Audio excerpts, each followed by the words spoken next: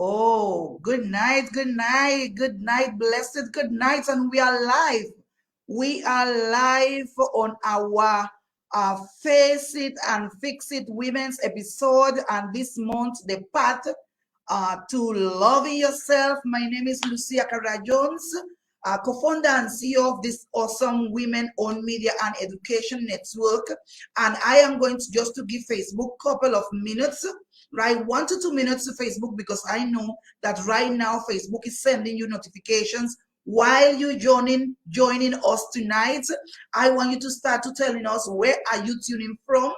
Tonight we have a treat for you. This is our second segment, or the second part of this topic, the part to loving yourself. And also we have we have one of our past panelists, Kimi Ali. Ali, good night. So Kimi, start to share with your family, with your friends, with all those ladies that I know are going to be blessed by our episode tonight. Keep coming. I am seeing you, but if you are not telling me where are you tuning from, I will not be able to actually greet you. We have Shannon Phillips. Good night. Tell us, where are you tuning from?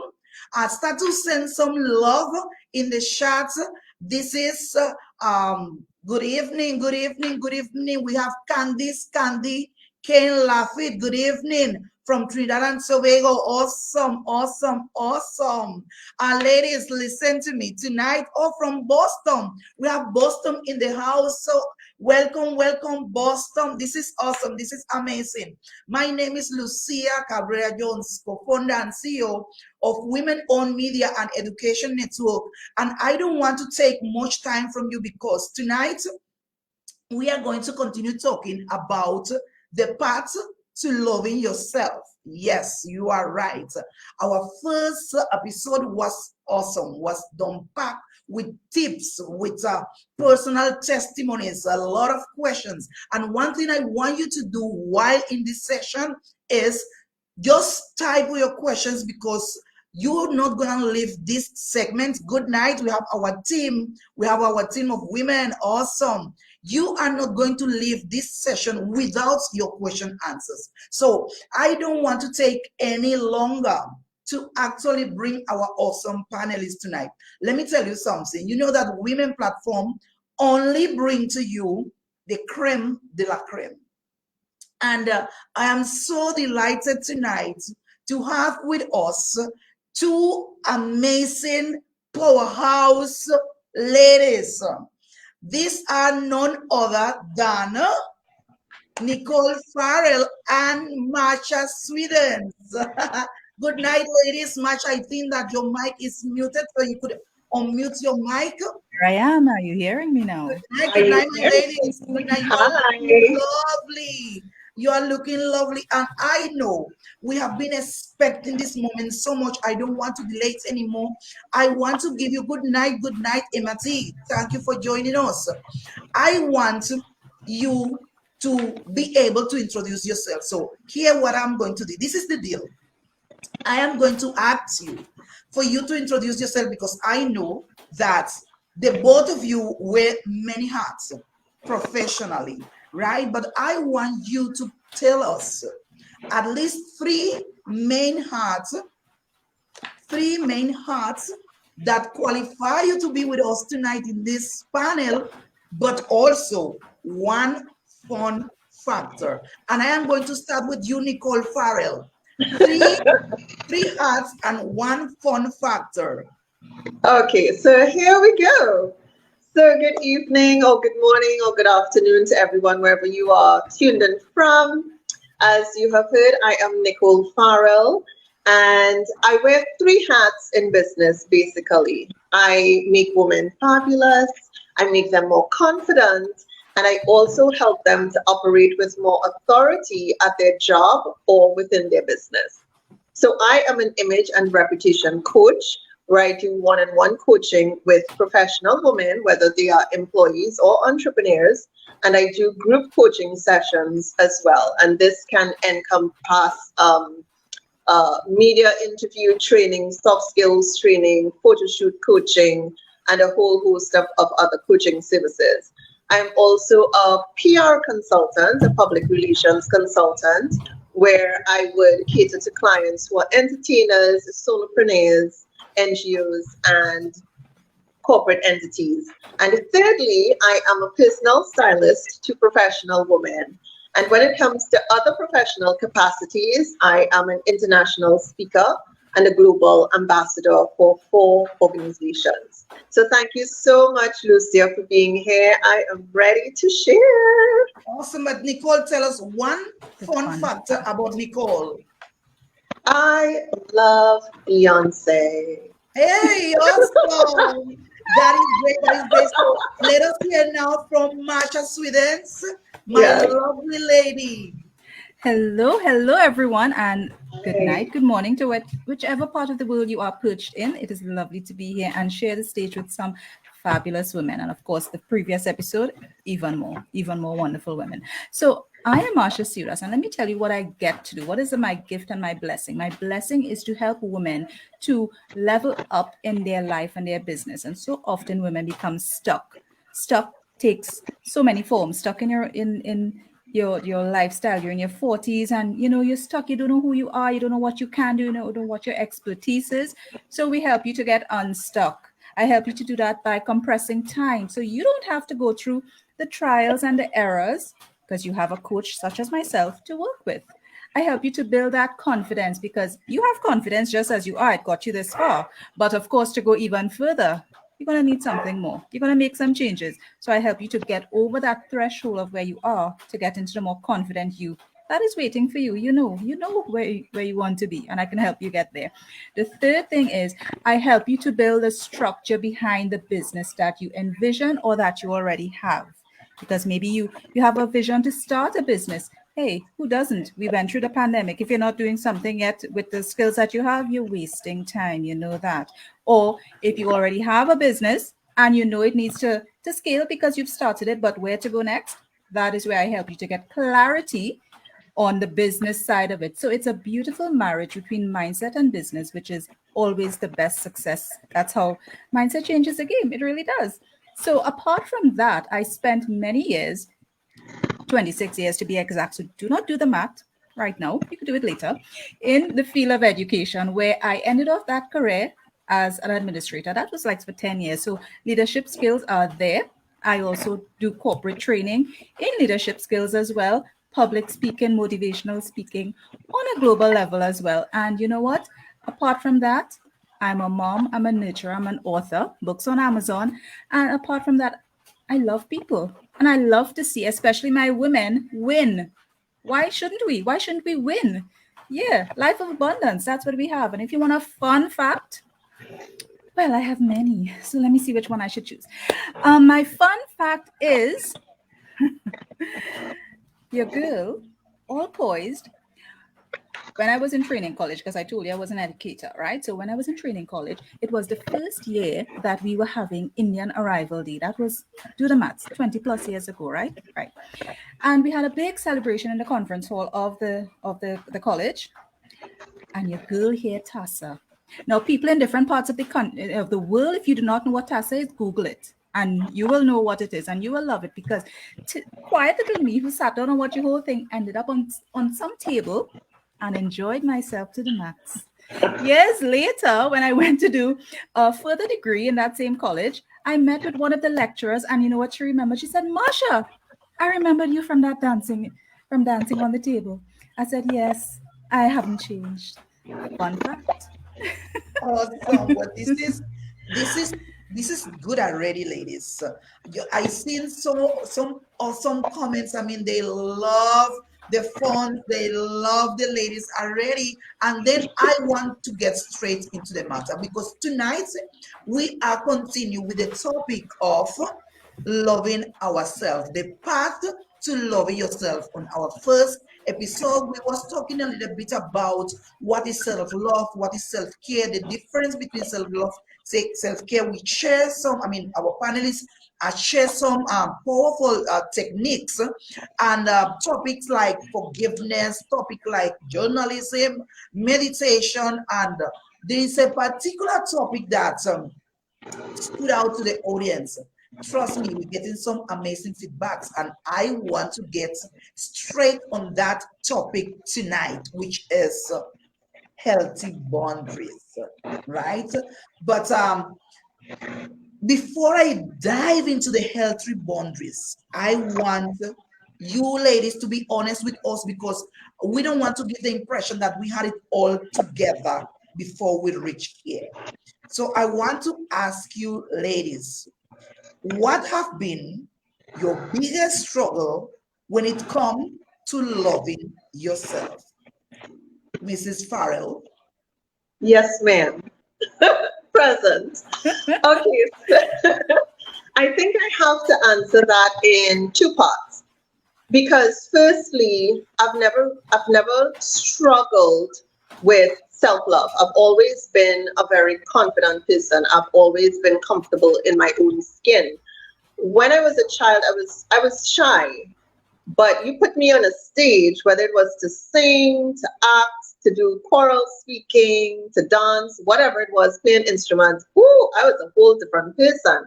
But the shyness did not come from a lack of confidence or self-esteem, right? I was just always very confident. My mom would tell anybody that. However, I think there was a period in my life where a particular type of self-love was not being exercised. And what I mean by that is there were times when I would stay in a relationship longer than I should have, right? And that was a form of not exercising self-love, in my opinion. And I'll explain why. The thing about it is there were certain times when I knew, okay, this I don't see this going down the road. I don't see this lasting long. And there was one particular relationship where I stayed 2 years longer than I should have, and I was not operating in my truth where it was like, okay, really and truly, this is not going to make sense in the long run. So why delay it? But I did, right? So for me, that was a struggle because I did it in a couple of relationships. And that was not me showing myself self-love where you're not happy or that this person really isn't the whole deal for you and you want more from a relationship and you want more from someone. So I think there was a point in time where I had that issue, but eventually, I said, okay, you know what, it's really not going to work, and I broke it off. But I think that is something that I have to say was part of that self-love journey. Amazing. And I think that many of us could identify with it. How many of us stay in relationships longer than we're supposed to? So this takes me now to the question, passing the question to our next lovely panelist, Marsha Sewdass. And I want Marsha, to share with us a little bit of that testimony that you have shared with me and I really fell in love with. And it ties very, it ties a lot with what Nicole have just expressed. For you, what was that struggle of loving yourself? So let me take you back almost 10 years ago. And it was me, my two kids, who were, of course, 10 years younger, and they are teenagers now, so you could put them in that under 10 category of age. And I was in a marriage that, just as Nicole said, it went on too long. It had gone on for too long, but of course I was younger then. And I wanted to make this thing work. I'm sure there are ladies out there who understand what I mean by let me make this thing work. Because you know why? If I don't make this thing work, it's going to look like as if I failed. And of course, growing up as a very high academic achiever, I didn't want to fail. I've never failed in anything, right? I did well in academics. I was always the top of the class, always did something. Fail in a marriage? No. Also, I was at that stage of as a woman, a people pleaser. I wanted to please. I wanted to make sure that I did everything. But you know what? It crumbled anyway. It crumbled anyway because honestly, sometimes people just grow in different directions. Okay. The thing is, it was an abusive relationship. It was where it was toxic. We were in the stage of getting divorced, but was the darkest time that I went through. So dark that I used to be afraid to go home. I'm not afraid that because I was going to be abused, just because it was not home. It was not a place of comfort.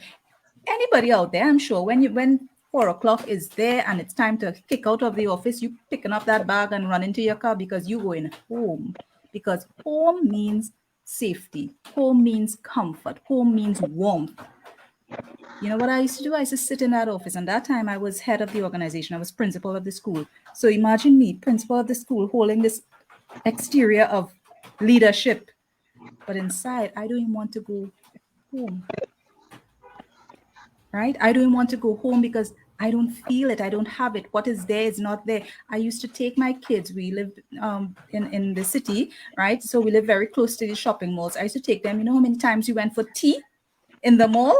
Random Wednesday, random Thursday. These two. Why are we going for tea again? Because it's just to make sure I don't have to go there yet. Right? I would see my stuff. Bye, miss. We'll see you. Have a nice weekend. And I was like, yes, bye. Have a nice weekend. And you know what? I was still there because I know it ain't going to be no nice weekend for me. Right? Let me tell you what I did. There comes a time when you have to take yourself out of a situation. That's what I did. One day I took myself and my kids to a play park. And I let them go and play, let them swing, let them do all the things. Because you know what? I was feeling suffocated in that concrete structure. 4 walls around me and nothing but toxicity.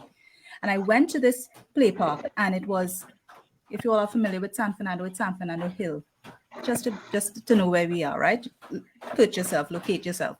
So it's beautiful San Fernando Hill, where the play park is, a beautiful Gulf of Paria view, lovely breeze, nice warm day. And I got to breathe. I got air. I got to fill my lungs with air, and I inhaled and I exhaled. And what I always did, because I may not have told you this, but I started my world of work as a journalist. So I always loved writing, always did. And I always had a little book with me to write things down. And I took my book with me. My kids were playing, so I'm good. I'm seeing what they're doing. They're okay. And I just sat down there after I did my inhale and exhale and just looked around the scenery. I sat down, myself, my God, my pen, my book, and I wrote. And I wrote what I wanted, because at that stage of that divorce, we had reached a stalemate. Nobody was giving in to anything, and it was crumbling me on the inside, because as a woman, I want this and I want that, and I'm emotional and I'm on this. And because I was so emotional about the things that were gone, and I was not strong enough about thinking of the things that are going to come, because you have to look ahead, you have to plan ahead. You can't live in the past. That's why a car has a small rearview mirror and a large windscreen for you to look forward, not to look back. Just look back to keep yourself grounded and focused. And I wrote in that journal, and I got so much clarity with what I was writing, because I'll tell you how I was writing. I was not writing, thinking and writing. I was just downloading what the good Lord was putting in my head to write and write. And there was a time I was probably just writing freehand, and of course no beautiful handwriting, no good punctuation, no grammar, nothing, just pouring out. And at the end of that outpouring and that journaling and that writing and that release, it was a release for me. And when I read it back, I realized, you know what, this has to stop. I don't know if you could bleep it out, but I wanted to say it, so I don't know. But it have to stop, because I need better than this. I deserve better than this. Those 2 kids playing there, they deserve better than this. All this emotion ain't putting us anywhere, just sinking me. And after that, made that decision, because we have to make decisions. Their decisions are not easy, but you have to make them, right? Make that decision, because the future me, the me that was 12 months away and 15 months away is waiting for me to do this. So I took that decision, and from there on in, made an appointment with my lawyer. And every time I would go to him, I would cry, and we wouldn't get anywhere. And I said, this is what I want. And I wrote it down. 1, 2, 3, 4. I want those things. And by the end of this, 1, 2, 3, 4. This is how it should go. That is what I want. And he sat back and he looked at me and he said, Marsha, no, we can work. Thank you very much. And we did. So said, so done. You have to decide what you want, but you know what? It's not going to be easy. But when a form of release for me was writing it out, journaling it. And that is awesome. And you know, this already started to liberate some people. I mean, I just putting up some comments. I mean, Candy say so relatable, you know, and then we have in our team also, these stories are so powerful, and someone is going to be liberated tonight, you know. And I believe in that. You know, Amati said great advice, and this is what we want with this platform, ladies. For you, I mean, I always say, you know, you look at so many platforms, you look at social media is packed with platform where you only see the lovely ladies, you see the flawlessness, you see the makeup, you see the beauty, but what Well, is you're the seeing that, story you're clearly behind seeing that? that, but there's more. Yes, there's a story and there are testimonies of resiliency. I mean, tough decisions, tough decisions that women have to take at some point. I mean, nobody wants to lose their marriage. I'm one of example. I mean, my testimony is, you know. But tonight, ladies, you have spoken about this. It's already touching me, it's touching the audience, and I want you ladies who are there listening to share this. Invite more ladies, because definitely we getting some is here tonight. And I want to ask this now that you talk about this toxic relationship and how you delay it. Now looking back, knowing what you know about your space, about these boundaries, my question is: would you give up a non-violent, non-abusive relationship to protect your love for self? Nicole. Absolutely, yes. Yes, ma'am, I would. And I have done it. Just to backtrack a little bit, with that same relationship that I spoke about, I mean, there was no abuse, there was no physical abuse or emotional abuse or anything of that sort. But it was that I had to face a truth, right? And I had to realize that, listen, even though the really, really horrible things aren't happening, I had to be real with myself. So eventually I did end it, right? And I moved on. And it was even a shock to the person, because they were like, well, where did this go? Because in their minds too, I guess they didn't think anything was so bad, right? But you have to be honest with yourself and make a decision, as Marsha said, you know. And even in terms of leaving a relationship, I would talk about another relationship that I was in actually after that one that I had spoken about first. And I dated this person for about almost a year, and I loved them. I cared for them. We got along famously, but they were a person, they were very pessimistic, they were very cynical. They always saw things as the glass being half empty, though there was always a problem with somebody or the world or the society, and it was just a whole lot of negative energy. For me, I am a very positive person. I am the eternal optimist. I see the glasses half full. So being with this person, and of course this is the person you're involved with, so you're spending time with them, and after a while of that kind of negativity all the time, because they'd always complain about what's going on, and what they don't have and what they wanted to do, and this person did this, and you know, and it just started weighing on me, like really, really heavily. And I couldn't take it anymore. So in as much as I loved them, in as much as apart from that, we got along famously. We can talk about anything, joke about anything, but it got to a point where it was weighing on me because of their negativity. And they were also a very black and white person. And I'll tell you what the straw was that broke the camel's back. I was already in my zone of this is not gonna work. My I'll share, my grandmom died. And when I shared the news with them, they were like, oh, okay, well, that's life. That's how things are. What? Like, I just told you my grandmom died. And yes, you're a very black and white person, but I'm the person you're involved with, right? So I expect some level of comfort from you. I don't expect you to cry with me, but I certainly expect a certain level of comfort and sensitivity. So Empathy. when they did that, and they were like, oh, well, okay, but that's part of life. That's really how they are. That's how they approach news of death and all of that. That's really how they work. But for me, I'm like, you need to separate how you would respond to somebody else and how you'd respond to me, the person you're with.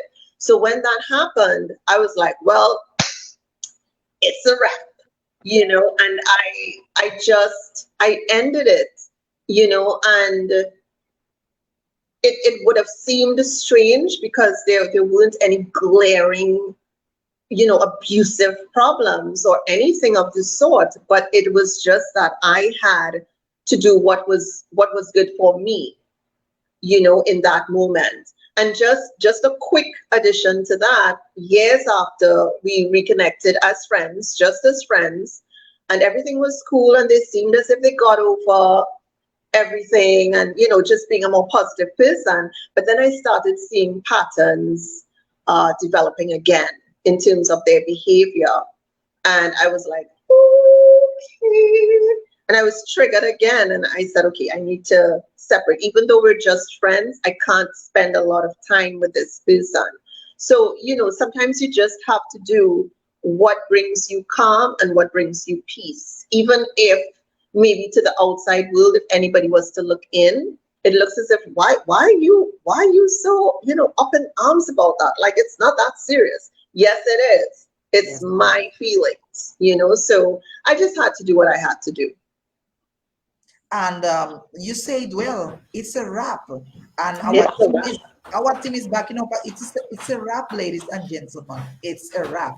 So Nasha, for your situation was like your husband, right? But you look back and if you have to, how you would have, how would that react now that you know if you have to look back, non-toxic, non-abusive, but what about you?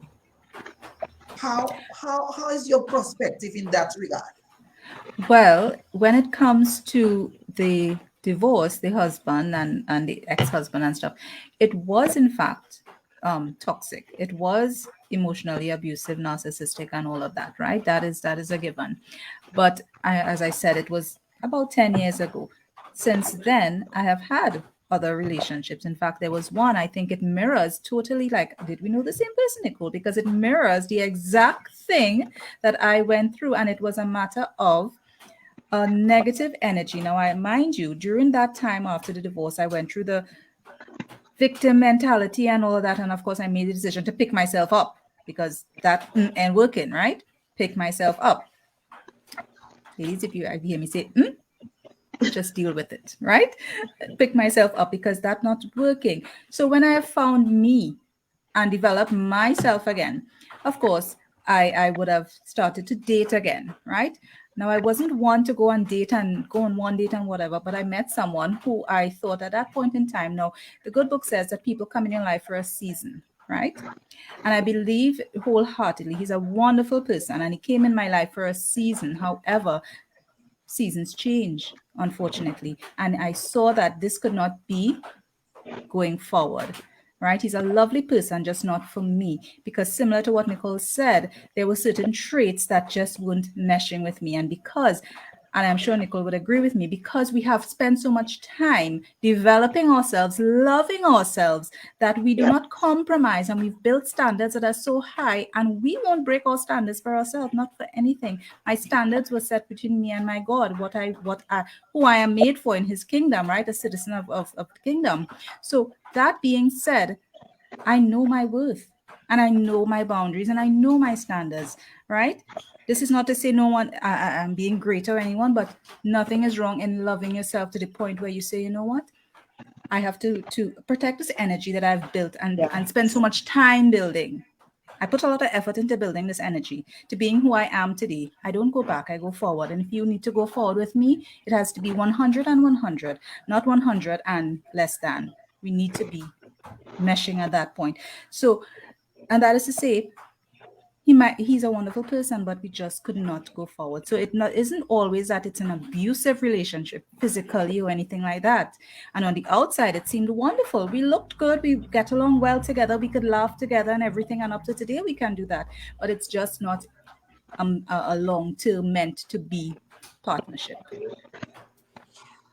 I mean, this is really pulling off. This is really without mask. This is really being real, because I know there's a lot of controversy when it comes, especially to marriages, relationship, and what's not. And I agree that we have to do all on our power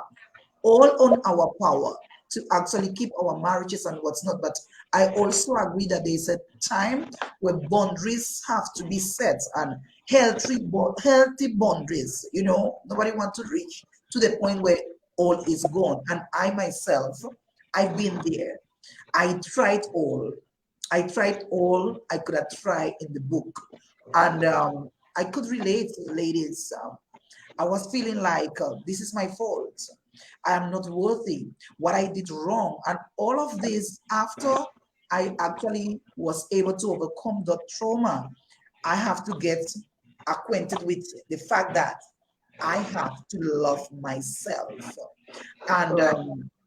that will take me uh, to another question. And ladies, get ready for this one.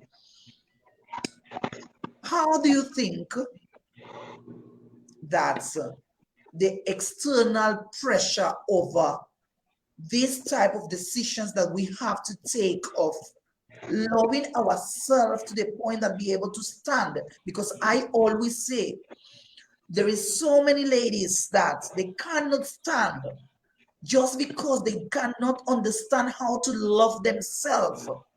They don't understand what is the meaning of loving themselves. What have you to tell those ladies where the level of compromising have to actually stop? Would you compromise for your sake of, yes, loving yourself, that people will call you selfish, you're not understanding, you just want to be shunned away, that pressure and that decision, how to face that? Who taking this question? I am giving you. May I take that question? Go I ahead. love it. So hear this. When I just got divorced, I remember I moved, and let's just make a good definition of put you in position of where I was. So I moved from the house that I told you about that I wasn't able to go to. I totally moved out and I relocated.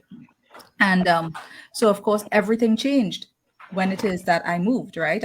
Everything changed. I literally moved with what could fit in my vehicle, my two kids, my two dogs, and one small moving van of everything that could fit, right? And the thing is, I remember because my kids were younger, sometimes I needed help with looking after them if I have to go and do certain things for my job or my work or whatever. And my aunt, God rest her soul now, she departed since, but I remember she asked me, and of course she's from a generation that didn't do these things. She's from a generation that stuck it out because for many different reasons. You all know the reasons why we stuck it out, right? Our foreparents stuck it out. And she said, Marsha, but even though she stuck it out with her own situation, she was open-minded. Maybe she couldn't do it, but she admired. She said, Marsha, how it is you could do this, how it is you're able to pick up everything and just don't be bothered with whoever say what or whatever. And you know what I told her? I said, Auntie, I had, now, mind you, ladies out there who listening, I had just entered a wonderful fourth decade when that happened. Okay. Maybe, yeah, or close to, somewhere around there. But it was in the later 30s, close to 40s, somewhere there. And I had just entered that age. At that age, we sometimes think everything in life is settled, fixed, and we're just sailing forward, right? Until we reach the end, right? But the thing is, I decided because life wasn't finishing me, and I said, Auntie, you know what? In the years that I've had so far, right, I have not experienced what it is to be loved. I've given love, but I have not experienced what it is to be loved. And I believe there is, if I am to experience that, I need to step out and find my own space. And if God should bless me with the equal number of years, or even whichever amount of years He blesses me with, I would love to taste and to know that I felt what that is to be loved, and to be loved in a way that I deserve to be loved, because I know what I deserve, but I just haven't aligned myself with the person, or the person has been yet aligned to me to know what that is. But I know it's out there, but I have to love me first. And I can't love me if I'm always in this toxic atmosphere. So that is why I did that. And she shook her head and she smiled and she said, you know, Marsh, you're really brave, you know, because that is something we couldn't do. We didn't know. I said, brave is one thing, Auntie, but you know how frightened I am sometimes? Because yeah, I don't know. Because you see, it's that step of faith, and you have faith and you have fear, but it's which one do you decide to choose? Correct. I stepped out in faith, but I had fear. But you know what? Fear could also make you make some decisions too, eh? Because you know Yeah. what I would fear? I would fear, had I stayed there, what would have happened to my kids? What would have happened to me? What would they see? Would they see a woman? I would be their role model, accepting that as normal behavior? No, I feared that. So faith took precedence, and that is how I would answer the question. Awesome. I mean, these testimonies are amazing, ladies, and something I will agree with Nicole Fishery, which is in the audience. We have to teach our girls how to love themselves. It starts from home. So I will say that the same way, you know, according with some of us believe, I mean, the same way that we have to teach them biblically how we have to conduct ourselves in the house, how to do the things for our husband, how to actually be picked by a husband who is worth of having us. We have to also teach them, hey, look at this. Where is your position? How far are you going? It's like I learned this in Trinidad. If you could see things in the light day, don't wait until you have no lights in the darkness to try to figure out things, you know. And I think Yes. that really and truly, a lot of us have made mistakes um, based on pressure, based on society concepts, based on some of us beliefs, and we get stuck up. We basically waste our years. I mean, it's so much you could do, but you have to love yourself. That is And, life, right? As Nicole said. uh-huh. And you Nicole, know, Lucia, as you're talking about, teaching young girls how things should be, I would even use my mom as an example. Now, my mom and dad separated when I was 9 years old. She packed up and she left, and it wasn't any crazy, you know, really volatile things that were going on in the house, but it just reached a point where she knew that the environment was toxic for different reasons, right? Without all this set of physicalities and all of that. And I always say that my mom showed me the two sides of the spectrum. She showed me what it was like to be a dutiful wife, because when she was in the marital home, she did what any wife would be expected to do, especially someone from her generation, right? But then she also showed me through her actions that, listen, if you feel you're not being treated right, if you feel as if somebody is not contributing to the peace of the home because of their actions or non-actions, if you feel that you are not being honored and that you don't have an ideal space for your children, it's okay to walk away. And she has taught me that. So she taught me that, hey, when you're a wife, you can do your due, show your love how you want to show your love. But if you are not happy in any way whatsoever, it's okay to walk away. And that has always stayed with me. And I've never stayed with someone because, I didn't feel as if I was good enough to go out there and stuff. Because I was like, listen, I could go on, hello, to the left. I'm good. I'll be fine. I was cool, but you stay for different reasons, as you all said.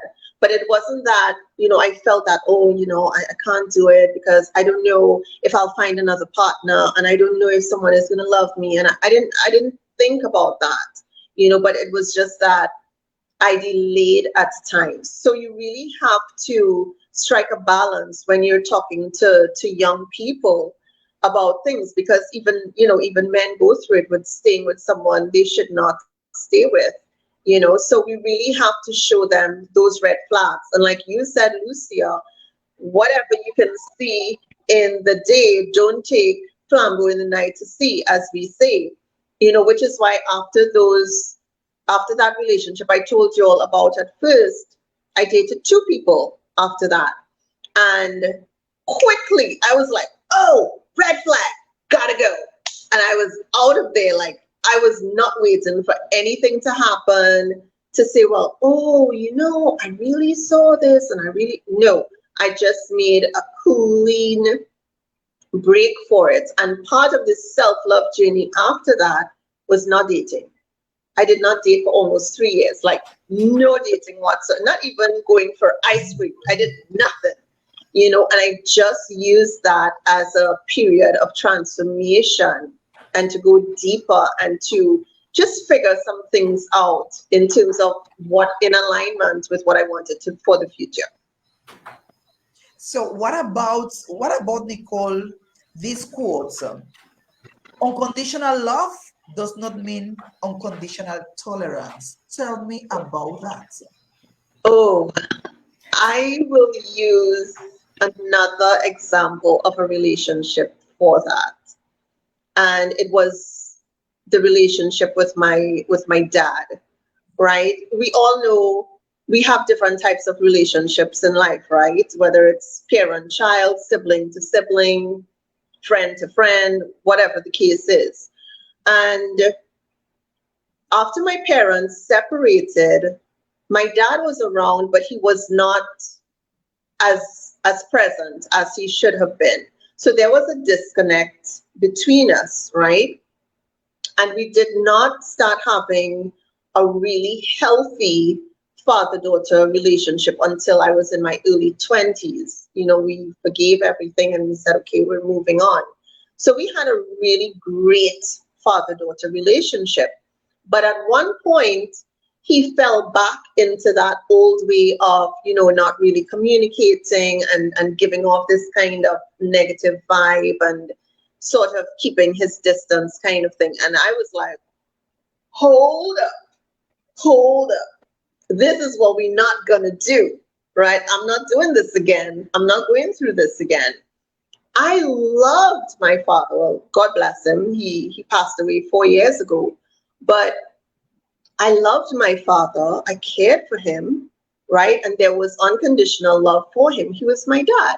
And like I said, we had a very healthy relationship as when I became an adult for a very long time.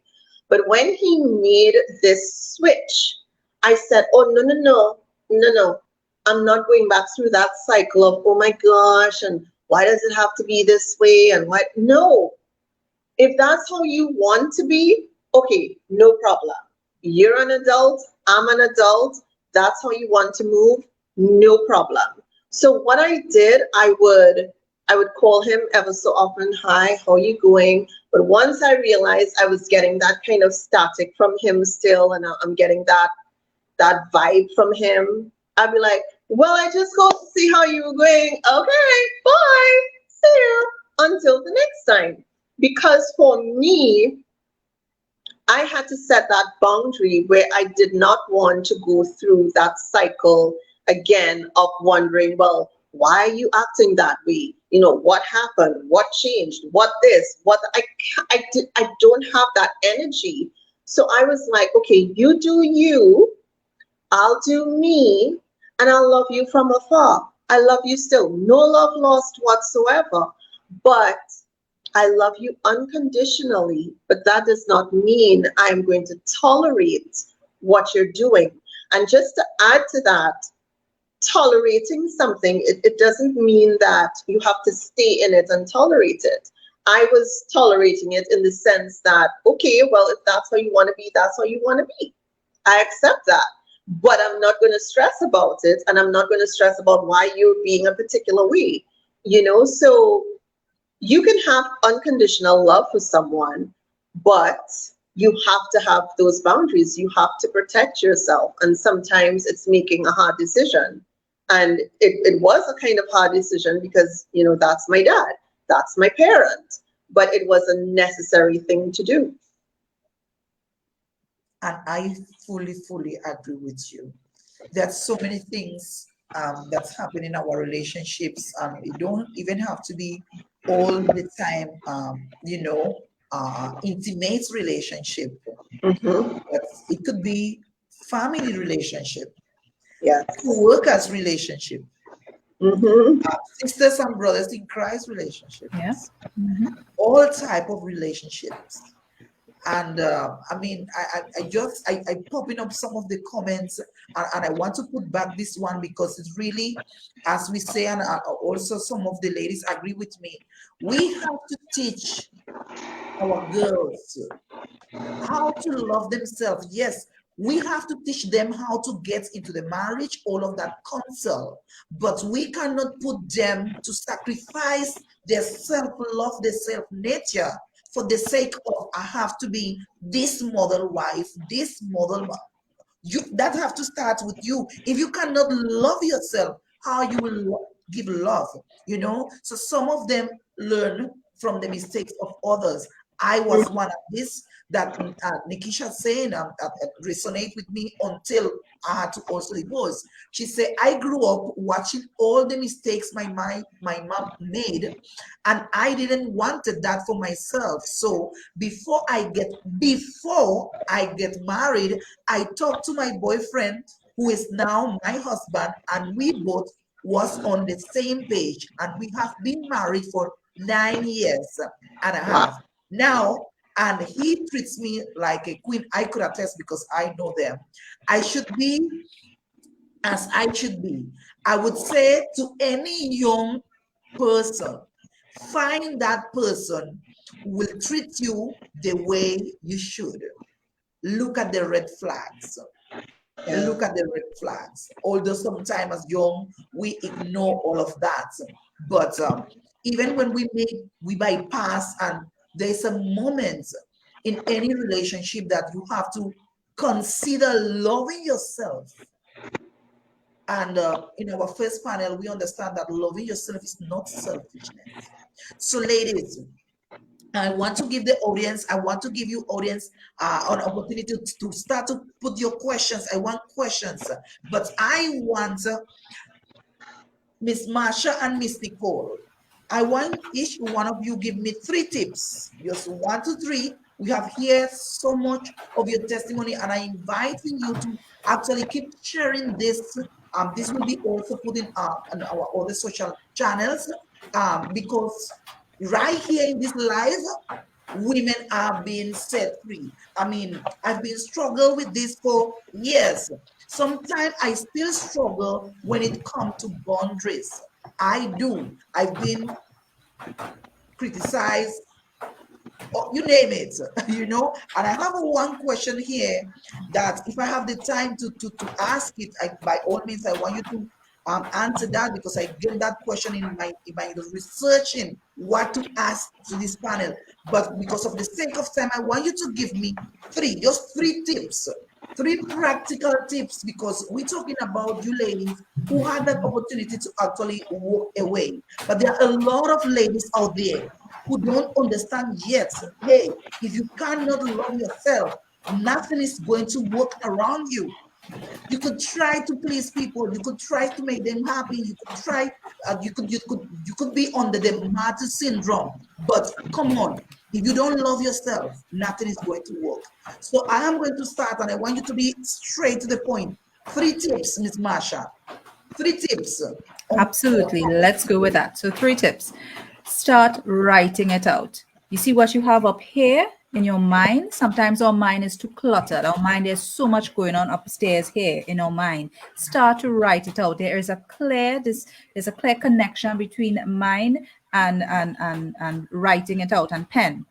Put it on paper. Sometimes that's the way that we can vent it out. There may not be anyone to tell it to, but you want to see it in writing. And often, if it's something that was toxic and you put it in writing, you could actually release it right there. So start a habit of journaling. Not only journaling the toxicity, but journal what you want. Put it in writing. The good book says write a vision and make it plain. So start writing things that you do want. What you focus on expands. If you keep focusing on everything that's going wrong, hey, more wrong is going to come. Check it out. It's actually so. So start to focus on the good things, right? And start to write those things as well, what you really want. So if you're single and you want a healthy, good relationship, start to write what you want in that mate, what you want in that partner, because when you are crystal clear, the universe can send something to match or even better. Second tip, start showing yourself love. Do things for yourself. I don't know if you could see the background, but you're seeing a rose there. So I bought that for myself yesterday. And I got some messages. Your boyfriend buy that for you? No, darling, I bought that for myself. You know why? It was just a random Wednesday. And I bought a rose for myself. Because I want to love on myself. The things I would want done for me, I am doing it to me. Because I'm setting standards. And that is what I'm setting the standard. That's what I expect. Treat yourself. It doesn't have to cost a lot. Do little things for yourself. Put on some makeup if that's your thing. Nail polish. Dress well. Sometimes just shed the track pants and the sweats and put on something a little more that makes you feel feminine, that makes you feel good about yourself. Third thing, and I'll as I said, it's just 3. The third thing is to start to spend time connecting with your maker, because once you know who you are and whose you are, that is the unconditional love that we're looking for. Because no matter what happens, love of the Father above, he will keep you grounded and he will keep you there when you think all the chips are down. He's the one who's going to pull you up. Those are my 3 tips. Nicole? Nicole? Thank you. Those are some great tips, Marsha. But number one was everything. Like, oh my gosh, it was just golden. Okay, so for my 3 tips now, I am an acronym nerd. So I have an acronym, and that is SHE. So my 3 tips for women to exercise self-love. S would be to show up for yourself. And this is simply doing things that sing to your soul, that makes your soul smile. And it can be anything. And, don't let people tell you, why you like doing that? That's so stupid. Or no, you do what makes you happy. Sometimes for me, it's as simple as, if I have my favorite drink, I would have a drink. I would listen to some 90s R&B music, some Anita Baker and, Patti LaBelle and whatever. And I just let my thoughts float and I just think about love and I just, decompress. So whatever it is, a mani, a pedi, whatever you like doing, whatever hobby, you do that. Show up for yourself. Make time for yourself. Because you have to spend a lot of time with yourself. So you might as well be happy because you're with you 24/7. So you might as well, put some work into making yourself as happy as possible and not rely on other people to make you happy. Just let them add to your happiness. H would be honor your feelings. And I really want to talk about intimate relationships where this is concerned. You may have heard of the love languages, the 5 love languages: physical time, quality time, physical touch, acts of service, gifts, and words of affirmation.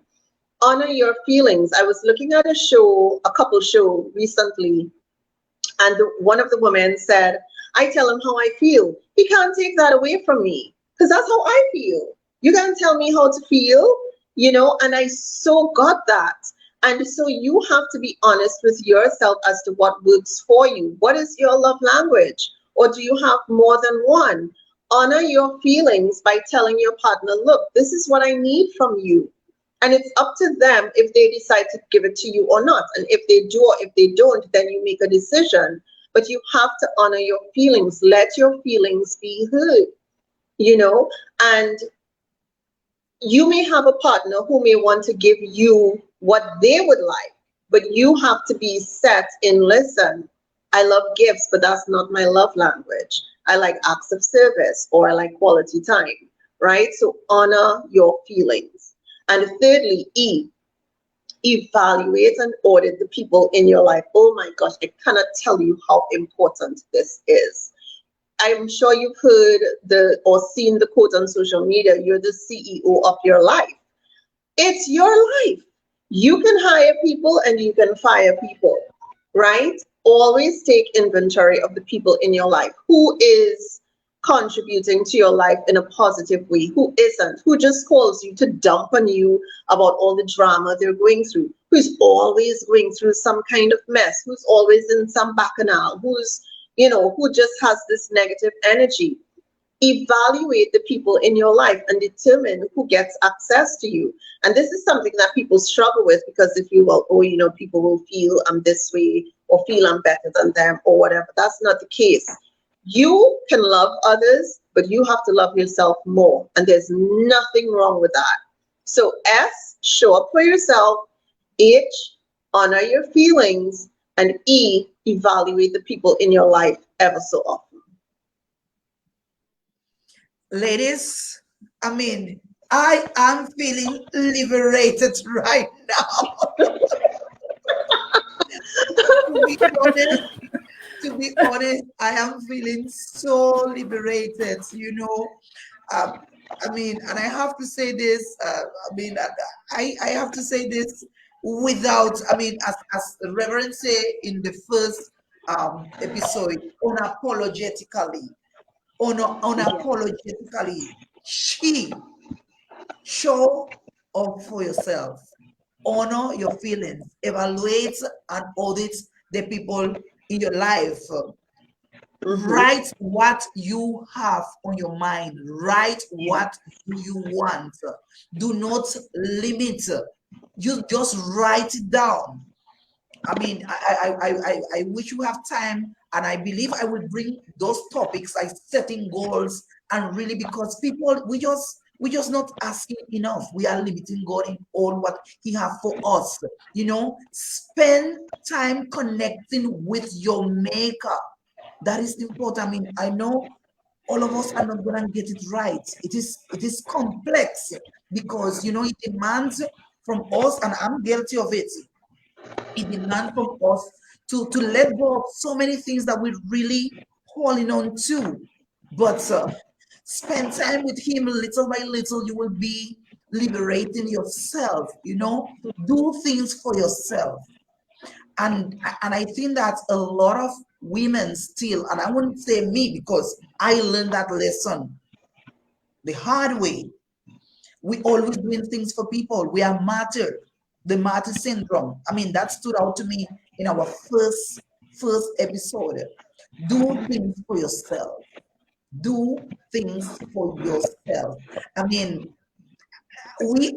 don't know about the audience, but I am completely peeled off, and I know we haven't even been able to touch as deep as we wanted, because I have so many questions here that I still want to ask. And I'm going to close with this question, and I just want each one of you to give me just a tip on it, for time's sake, because it's something that I want to do it, because I want this answer to be given to actually the persons who ask for it, and it will help me as well. And we all are leaders. Some of us are leaders. Some of us have to deal with more women and even males, even in our own household. So how, and it coming along because you ladies was so hurt in those relationships. And I believe that when you in work and you was in work, not everything was a bed of roses, Miss Marsha. And I believe that as a leader also, and dealing with people, dealing with clients, and a lot of females, we face this. Nicole mentioned about that. Sometimes you love yourself, and people like, what she feel? I mean, should I not love myself? Should I look always like no? No. I say no. And my question is this: set me free. How do you separate self-love from leading with love when you have wronged but don't want to act as if you are bitter? Let me ask it again. Set me free. How do you separate self-love, all of this that we understand that we have to do for us, for ourselves, because we deserve it, from leading with love?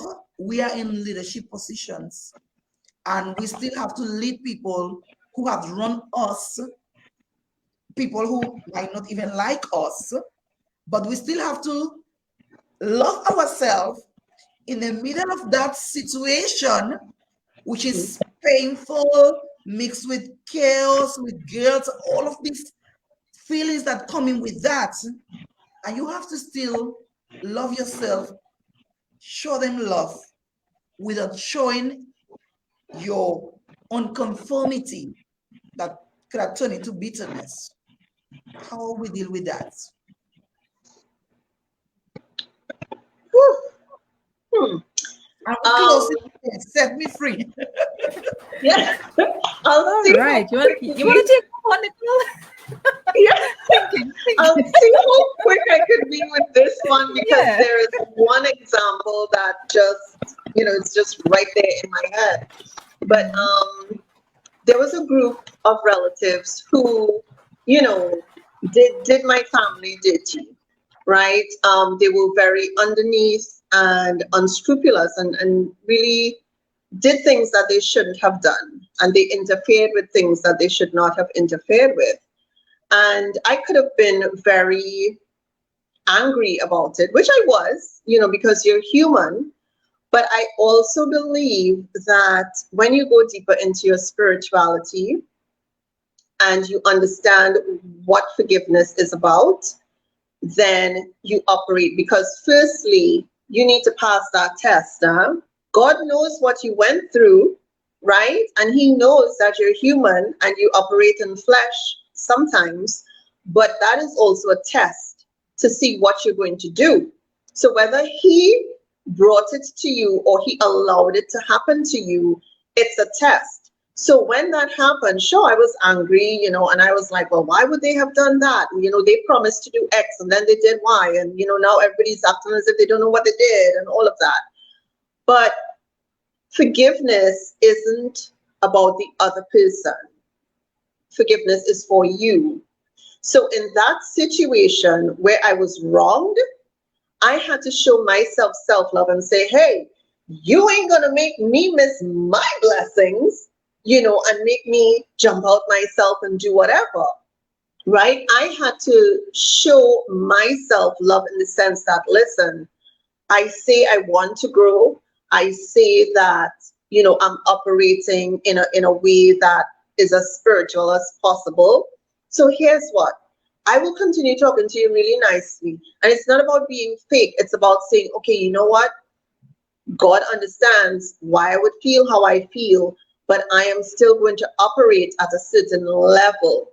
And one of my other relatives who knew what had happened, I remember one day they were like, well, why are you talking so good to that person? Like, did you forget what they did? And I was like, no, I didn't forget.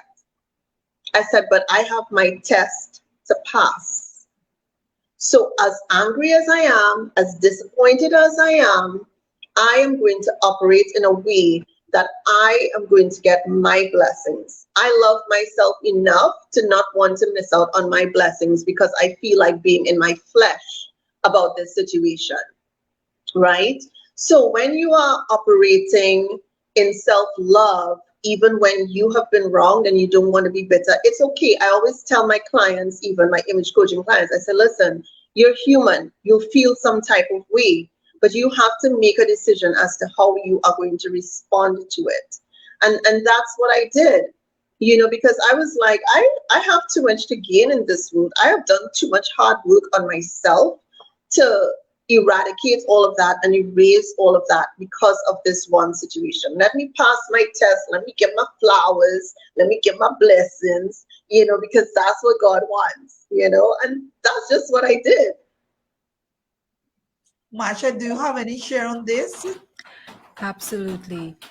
To pick up on what Nicole said, forgiveness is an ultimate act of self-love. Now, forgiveness doesn't mean that you have to physically go and tell the person, I forgive you. Doesn't mean that Exactly. at all. When I work with my clients, I do an exercise with them that it's just between you and your maker. But you forgive the person, you forgive the situation because you need to release that.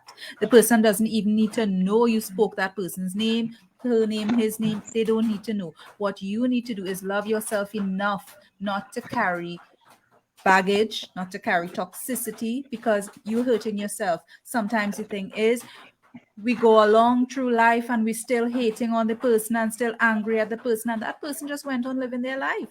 And we're carrying this thing, right? You need to let it go, and the thing is surrender. I saw someone put it in the chat, surrender. That is a word I have been using in this season of my life. You know why? Because there are things that we try to fix on our own, and God, He has it all. He owns it all. Every single thing, every drop of rain, every molecule of oxygen, He owns it all. So surrender it. Everything that you have, it's His anyway. Give it back to Him, because sometimes we fight, and the more we persist, the more it resists. So surrender it and watch Him work. We serve a mighty God, Yeah. whoever you want to call Him, whichever Yes. word that you want to refer to our God as. We serve a mighty God. Do not doubt His might and His purpose for you and what He has blessed you with. You know what? Don't doubt Him, because give it to Him and watch Him work. Watch Him work for Yeah. you, and He'll work subtle and beautifully, not in our timing, but in His divine timing. Just lay back, take the strength and the power that He's going to bless you with, and you move forward and watch Him work. He's going to do Yes. amazing. He's going to blow your mind with what He can do for you. Surrender, love yourself, and watch our Almighty work for you. So Amen thank to you, that. thank you so much. And the audience, I mean, these lovely ladies that have been with us here. I mean, Nicole said, I saw the Lord and He answered me and delivered me from all my distress. I really, really, appreciate this panel have been as on fire as the previous panel. Ladies, I mean, it's just 1 month for the theme, but I am sure this topic of self-love is so needed. It's so needed because you know self-care. I mean, I believe that women are more aware of self-care.